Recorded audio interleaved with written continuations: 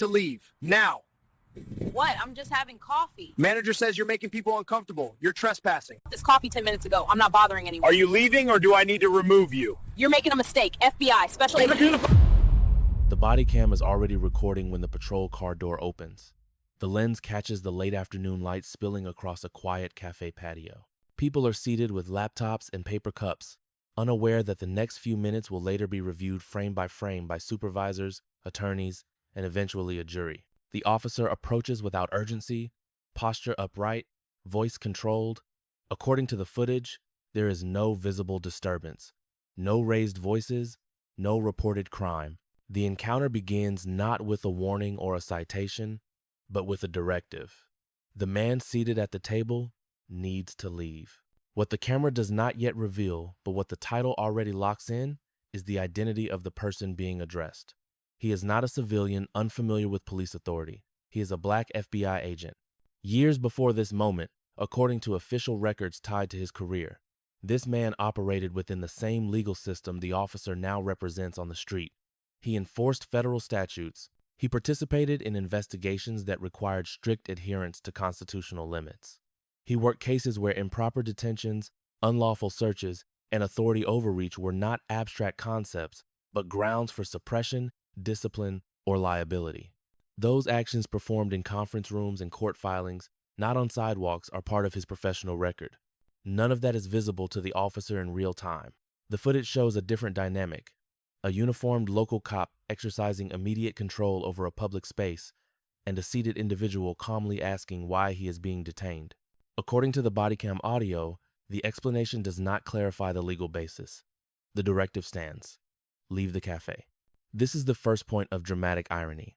The officer is asserting authority over someone whose past work involved evaluating whether that same authority was lawfully exercised. The camera captures the imbalance without commentary. No one raises their voice.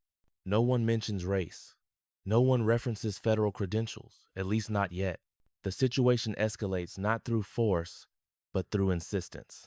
According to the footage, the officer treats the refusal to immediately comply as justification to detain. The word detained is used before any clear articulation of reasonable suspicion appears on the recording. Chairs scrape lightly as patrons shift their attention. Phones remain down. The scene stays quiet. What follows will not end at the cafe. The title makes that clear. This detention, captured in high definition, time-stamped, and preserved, will later be examined by people far removed from this patio. City attorneys will watch the same footage. Review boards will slow it down. A dollar figure will eventually be attached to these minutes. But at this moment, none of that is visible.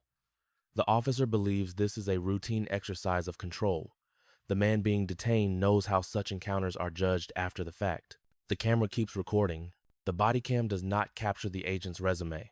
It does not display credentials, training records, or years of federal service.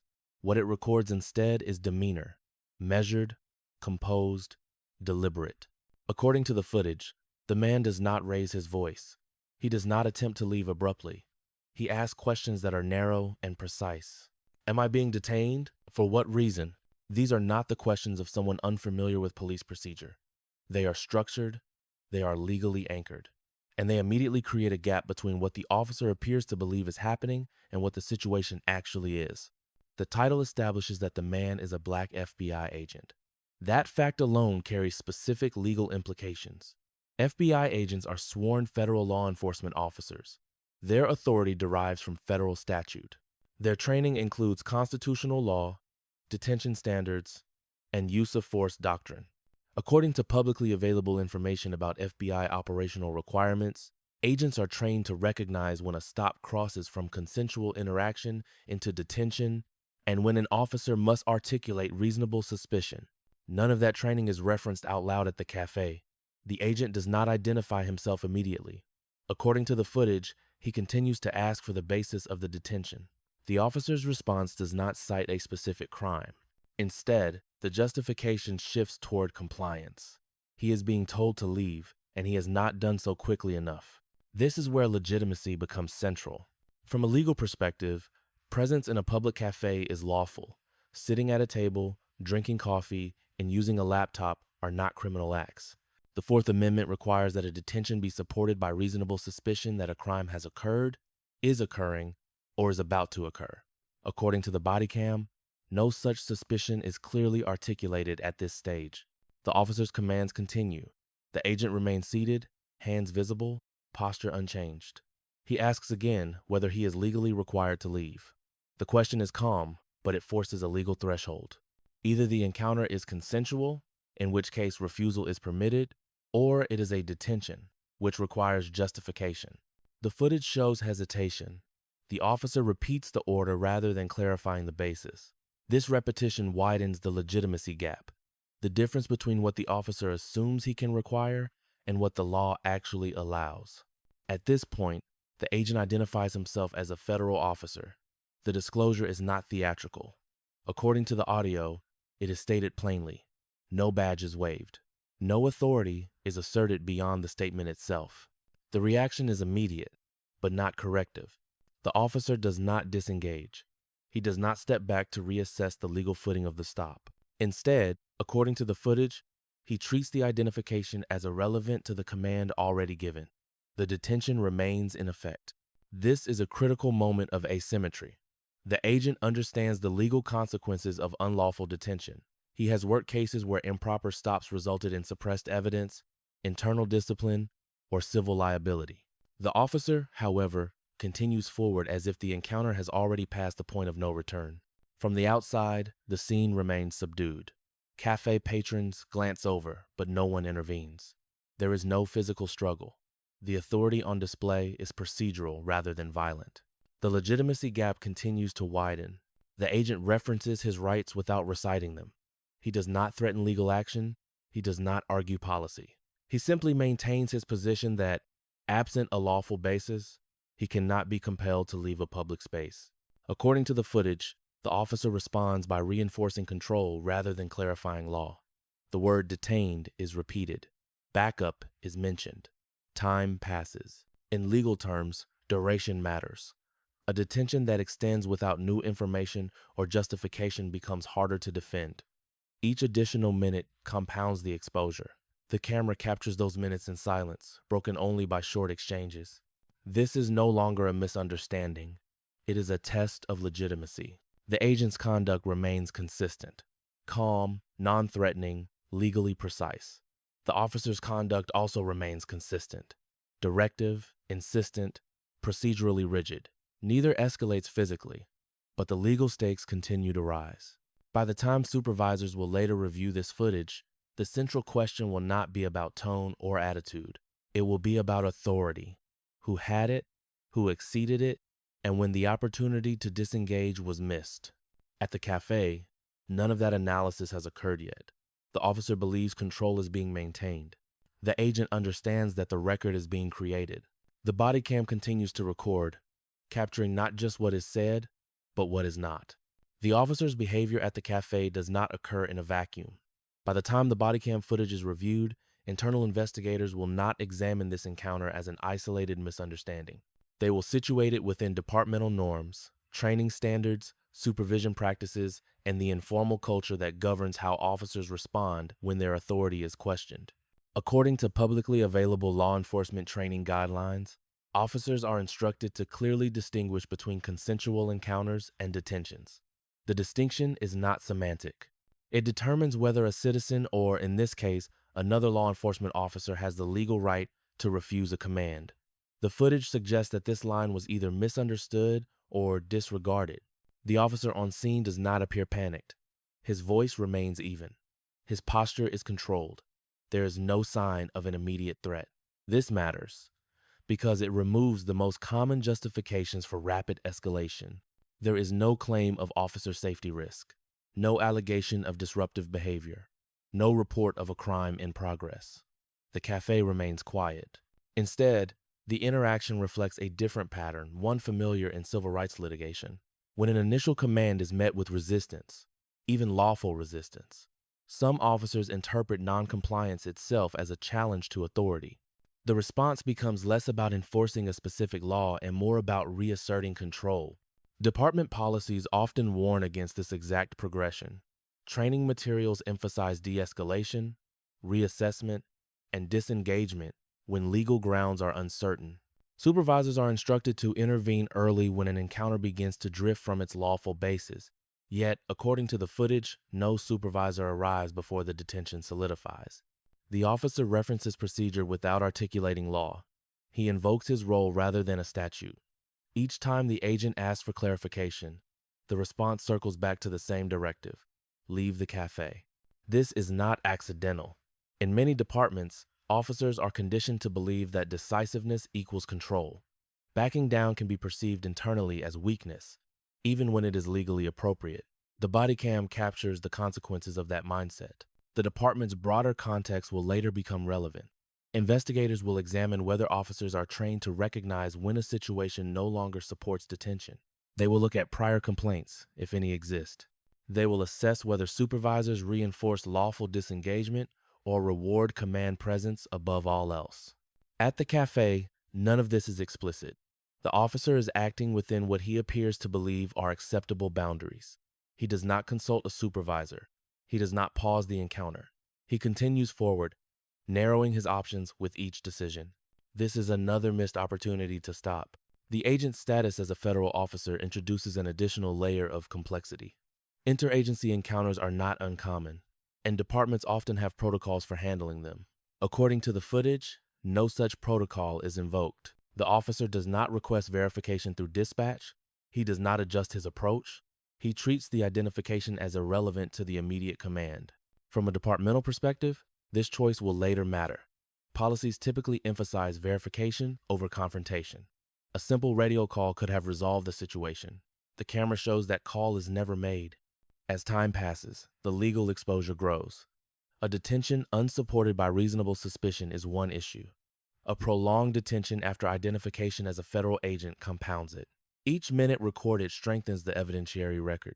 The officer remains committed to his initial assessment. The department, through him, remains committed as well.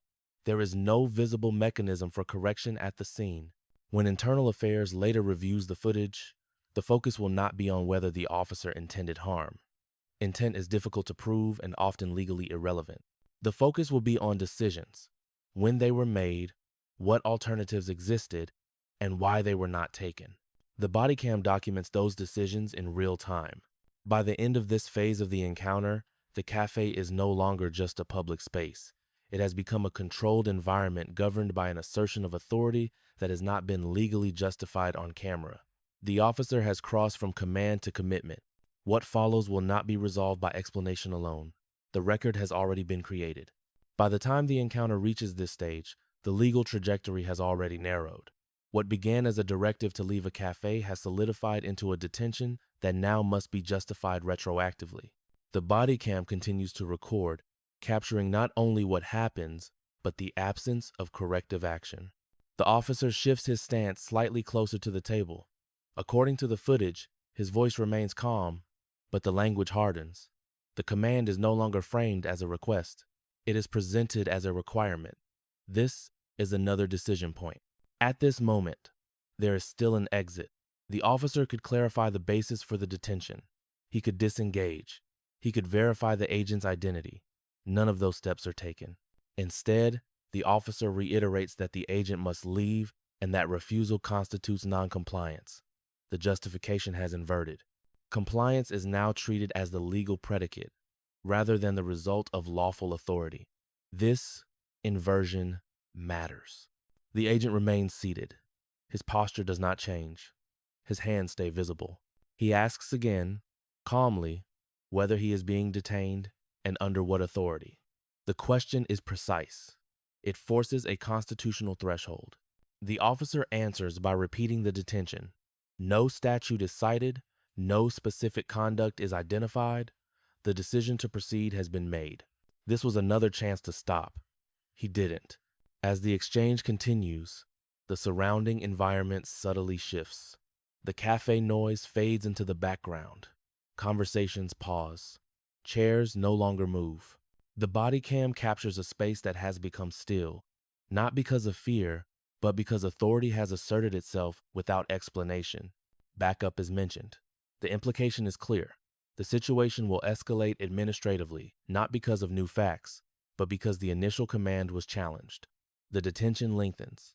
Duration now becomes a central issue. Courts have repeatedly held that even brief detentions require reasonable suspicion. As time accumulates without justification, the detention becomes increasingly difficult to defend. The footage shows minutes passing with no new information introduced. The agent identifies himself again. The statement is not confrontational. It is factual. According to the audio, he explains that he is a federal law enforcement officer and that he is lawfully present. This is not a threat. It is an attempt to reset the legal frame. The officer does not reset. He does not request credentials. He does not call dispatch. He does not contact a supervisor. Each omission is another decision point, narrowing the path back to lawful disengagement. This was another chance to stop. He didn't. The encounter now operates on momentum. The officer's authority is sustained by repetition rather than law. The agent's legitimacy is sustained by restraint rather than assertion. The imbalance is visible on camera. At one point, the officer steps slightly to block the agent's path, despite the agent not attempting to leave. This physical positioning reinforces the detention without adding legal basis. The camera captures the movement clearly. No one raises their voice. No force is used. The escalation is procedural, not physical. That distinction will later matter because it removes claims of chaos or necessity. The footage is orderly. The escalation is deliberate. As the minutes continue, the officer references policy without naming it. He refers to how this works. The agent asks for the law. The difference between those two concepts is the core of what will later be litigated. This was another chance to stop. He didn't. By the end of the escalation phase, the detention is no longer ambiguous. The agent is not free to leave. The officer has asserted control over a lawful activity in a public space without articulating a crime. The camera records the final consolidation of authority. There is a brief pause. No one speaks. The ambient sound of the cafe returns faintly. The posture of both men remains unchanged, but the balance of power has shifted. The officer's authority now rests entirely on the fact that it has already been exercised. This is the moment the footage will later be replayed in silence. No analysis is offered. No justification is added. The camera records a stillness that marks the point of no return. The footage does not end with a dramatic conclusion. There is no sudden arrest, no physical confrontation, no raised voices. What it captures instead is something more consequential. A complete evidentiary record of a detention that never finds its legal footing. When the encounter finally concludes, the Bodycam file is logged, time-stamped, and uploaded like thousands of others. At that point, it is just data. Its significance emerges later, during review.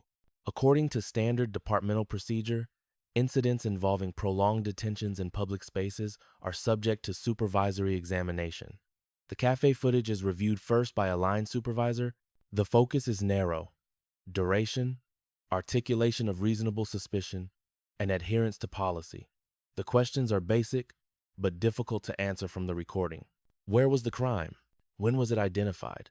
What facts supported continued detention? The footage provides no clear answers. Investigators slow the video down. They isolate the audio. They map the timeline. From the initial directive to leave, through repeated assertions of detention, minutes pass without the introduction of new information. The agent's identification as a federal officer is noted, but more importantly, the absence of verification is documented. Internal review then expands. According to official process, Internal Affairs examines whether the officer had lawful authority to issue the initial command. The cafe is a public accommodation. No disturbance call appears in the record. No manager request to remove a patron is documented in the footage. The justification rests entirely on officer discretion. That discretion is tested against policy. Investigators compare the officer's actions to training materials on consensual encounters and detentions. The gap is visible. At no point does the officer clearly communicate that the agent is free to leave.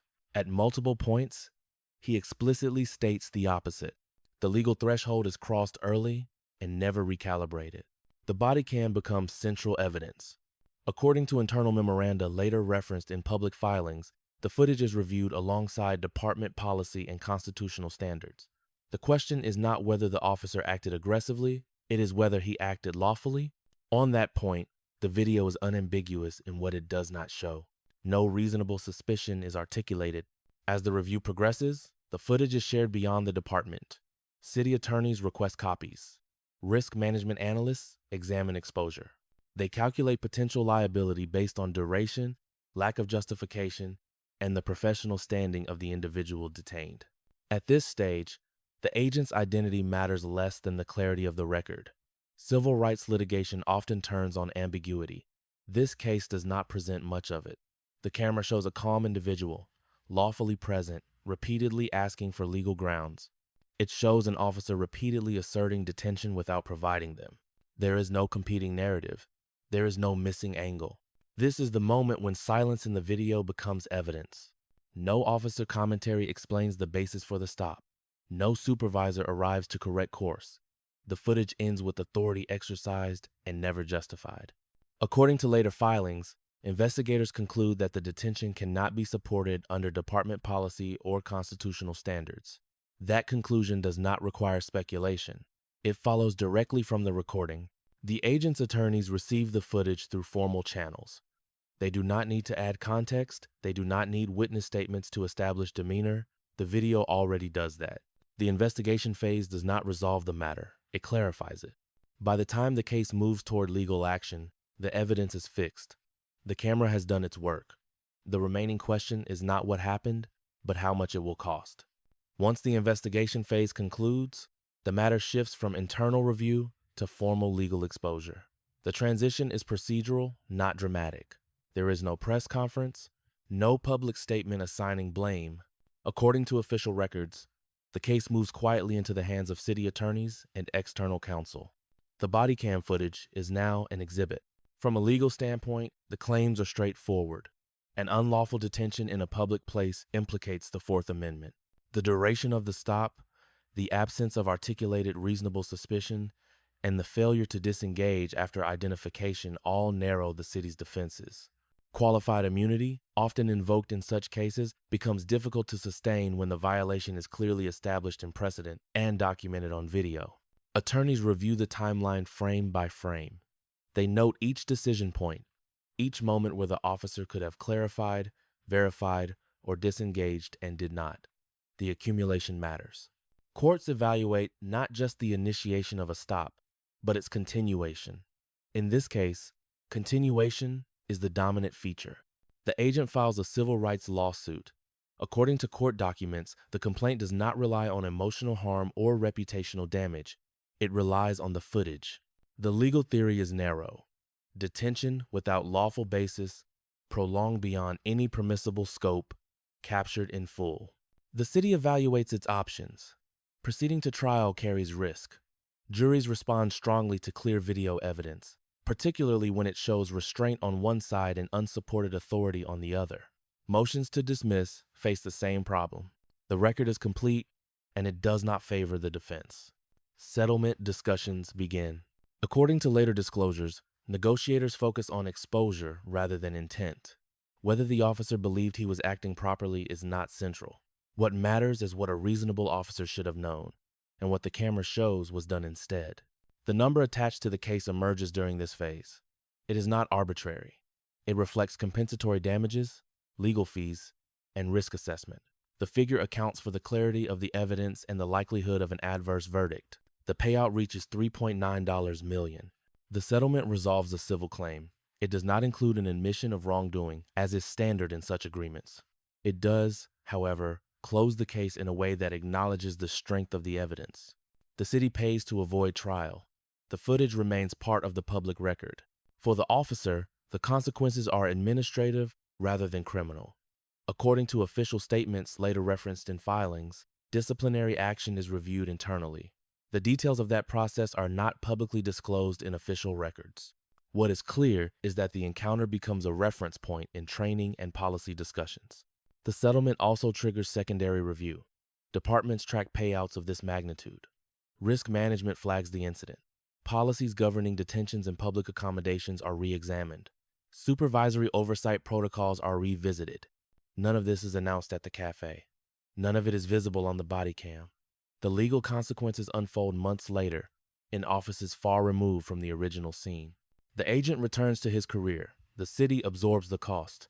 The officer's actions are reduced to minutes of footage and lines in a settlement agreement. The law does not frame this outcome as punishment. It frames it as liability. The footage made the violation measurable. The settlement made it final. After the settlement is finalized, the case does not disappear. It changes function. Within the department, the footage is no longer evidence in a dispute. It becomes material. Training units receive copies. Supervisors reference the timeline. Legal advisors annotate the moments where authority was asserted without foundation.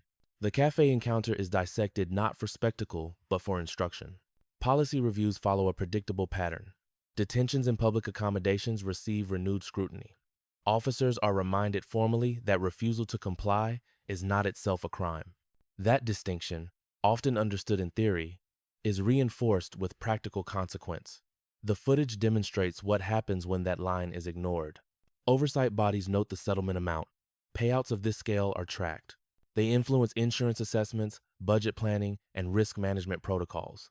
The number attached to the case ensures that it is cited internally, even if names and details are later redacted in summaries.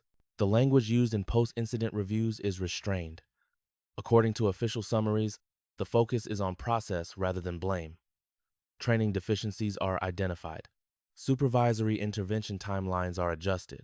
The emphasis is placed on early disengagement when legal grounds are unclear. The footage becomes part of a broader pattern. It is referenced alongside other cases where authority was exercised first and justified later. In each instance, the common thread is not hostility or chaos, but certainty. Certainty that command alone was sufficient. That certainty is what the camera undermined. For the public, the case enters the archive of recorded encounters that quietly reshape expectations. There is no viral confrontation at the end, no dramatic reversal on screen. The outcome is documented in court records and budget line items. Its impact is institutional rather than emotional. The officer involved continues under revised scrutiny. The department continues under revised policy. The city continues under revised risk tolerance. None of these changes are visible in isolation. Together, they represent the afterimage of the footage. The agent's role in this phase is minimal. He does not need to advocate for reform. The record already has. His restraint on camera, coupled with the absence of lawful justification, made the outcome difficult to dispute. In legal terms, the case reinforces a simple principle. Authority exercised without basis becomes liability when preserved on video. The settlement did not create that rule. It confirmed it. The cafe returns to normal. New patrons sit at the same tables. Conversations resume. The space forgets the encounter. The system does not.